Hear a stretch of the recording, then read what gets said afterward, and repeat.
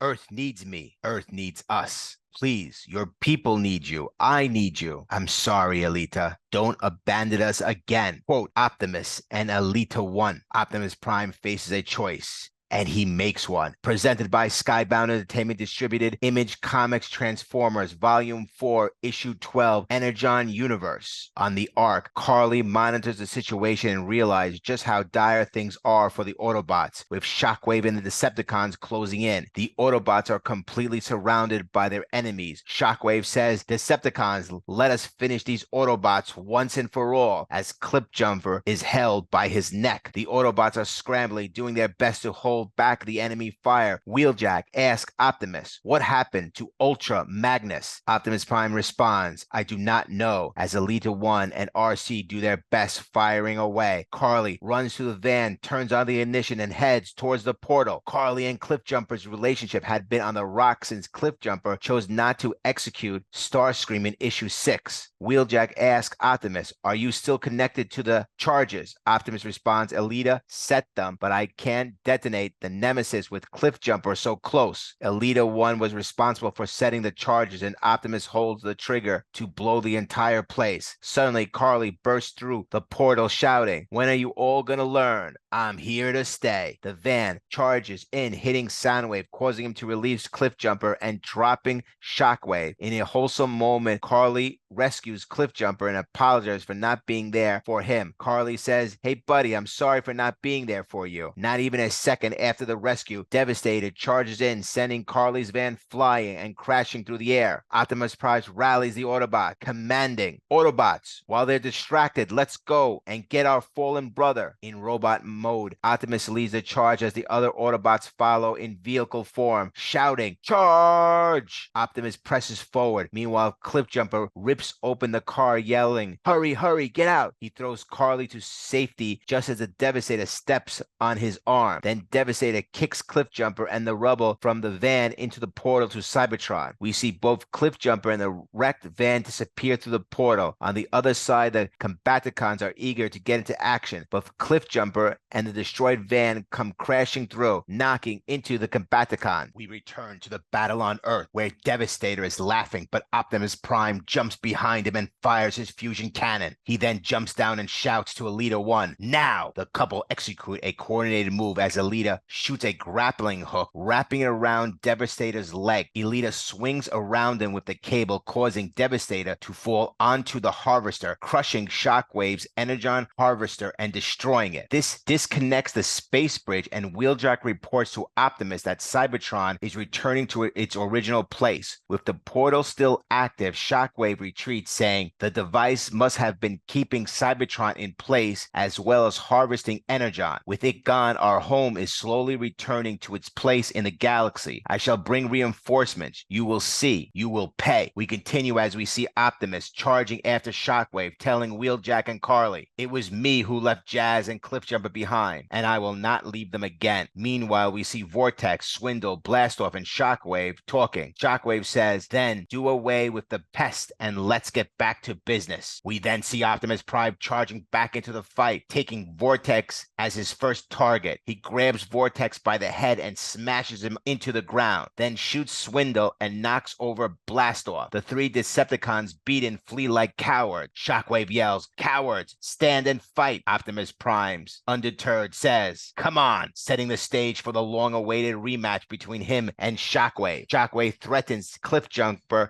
as Optimus approaches, but Prime blasts his arm off with Megatron's fusion cannon. Shockwave's hand is removed and Optimus Prime says, is this all you do, Shockwave? Ratchet, Magnus, life, as he tosses the gun aside. Optimus Prime says, all you do is take away what is good. As he addresses Soundwave, suddenly Soundwave leaps from above, but Prime counters with a belly-to-belly slam, pinning him to the floor. He proceeds savagely ground and pound him, delivering blow after blow. Boom, boom, boom. with relentless force, grabbing Soundwave's cyclopean head. Optimus is overtaken by a vision of himself holding a small human baby, Spike, but the vision warps into a nightmare, his hands morphing into claws and baby entangled in wire. Overwhelmed, Prime crushes Shockwave's head with his bare hand. Optimus Prime's eyes glows an uncharacteristic purple as his hands remain inside Shockwave's caved-in head. Cliffjumper calls out, "Optimus!" But Prime, stunned, responds, "What have I done?" Elita One approaches saying, "Welcome back to the war, Optimus Prime. I finally see your old self returning." Prime shakes his head, replying, "No, I am not like that anymore, Elita. Something came over me. I don't know what it was." With Cybertron returning to its proper place in the galaxy, Optimus picks up Cliffjumper and prepares to head back to Earth. Optimus Prime says, "Let's go home." As the portal explodes, it's revealed that Elita One was the one who shot it. Elita One says, "You are home, Optimus." Optimus Prime, confused, questions her. "What?" Elita One responds, "We need you here. The Autobot resistance needs you here. All the energon taken. We can use it together." Optimus says, "No, not like this," as he tries to activate the charge to destroy the harvester, but nothing happens. Elita reveals she never set the charges. "Don't bother, Optimus," she says. "I never set the charges in the first place. The Earth has so much to give. Look at all the energy we've already taken." Optimus Prime, shocked, replies, "Energon taken by Shockwave. You're willing to feed Cybertron with the blood of their planet." Elita One responds, "When it's dying of thirst, yes. You think I want this? You think I want to force your hand? So many have died, Optimus. It has to mean something. This could be that something. With the Energon Shockwave collected using the harvester, she believes they can strike back against the Decepticons and revive their planet. Cybertron's energy shortage, first revealed in Void Rivals issue 4 and expanded upon in issue 7, has been a key issue. Optimus, who has prioritized the need of Earth over the Autobots owned throughout the series, rips the cannon as he faces this decision once more. Optimus Prime says, "Earth needs me. Earth needs us." Elita One, pleading, replies, "Please, your people need you. I need you." As Optimus raises the cannon, Elita gently holds onto it, still pleading with him. Optimus Prime, with a heavy heart, says, "I'm sorry, Elita." She responds, "Don't abandon us again." He then aims his fusion cannon at the Energon reserves and